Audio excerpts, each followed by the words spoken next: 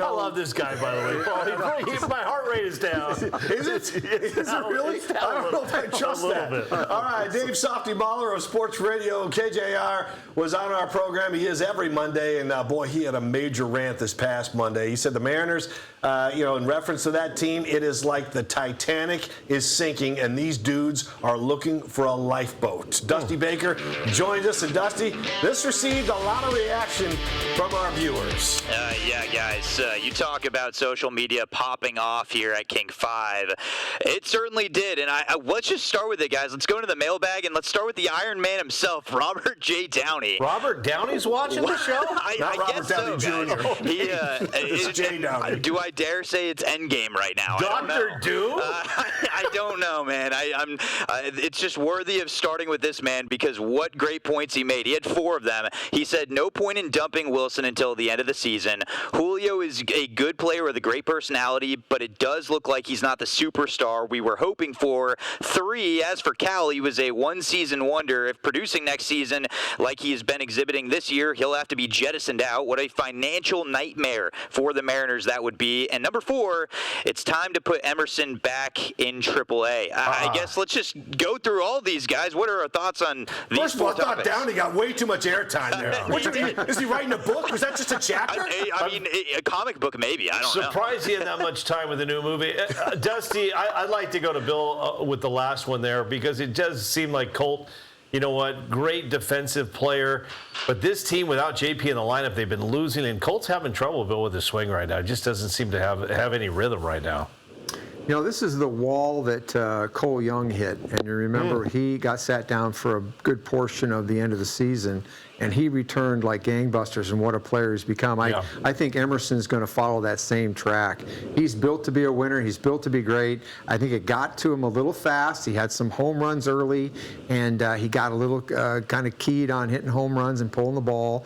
He doesn't have a great two-strike approach. He's got to get off the ball up. But here's the deal.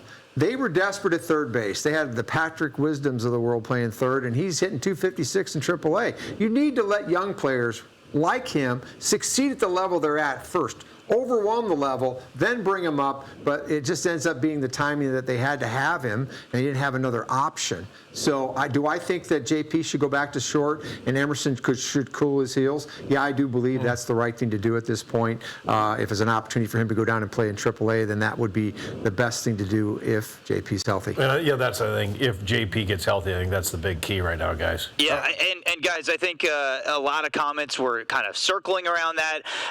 A lot of people wanted to point towards this, including Jeff Lockhart. All of this, at least from the drama side of things, started with the Randy Cal WBC incident. I mean, I don't know. You could look at a lot of different things. There's been a lot of speculation as far as are those two specifically interacting with each other. When, Cal hit a home run, people commented Randy didn't stand up and congratulate him. It's all speculation, but it does seem like, at least from an outside standpoint, guys, Bill, you can comment on this, it doesn't seem like there's a collective group right now from a team chemistry side of things, and maybe that stems from Dan Wilson from the top. Well, baseball is a game played by independent contractors that at times have to do the right thing to make the team better. If everybody does their contracted part well, then you're going to play well. And they just haven't been able to do that. They've had injuries, they've had underperformance, and these are things that, and getting to the point about chemistry, yeah, you got to have great chemistry. You got to have leaders that control the clubhouse. It's hard to say what's going on there. I think Dan Wilson has stood behind the players to the bitter end. I think he solved problems that you don't see. I think the Rosarina Raleigh thing has died. It died quick. I think Dan did an excellent job of managing that and made them both be professional and move forward. I think he's managed the crazy pitching that the upstairs decided to put down on this team that really hurt them, to go to six-man, to go to piggyback. He had starting pitchers that are, I'm sure, hot about this whole situation, and it was not the right thing to do. They had to make a stronger decision to give themselves another reliever and put those 5 guys on turn. So I think Dan has done every bit of his part to keep the chemistry together. He stood behind him. He stayed glass half full. He played the long game.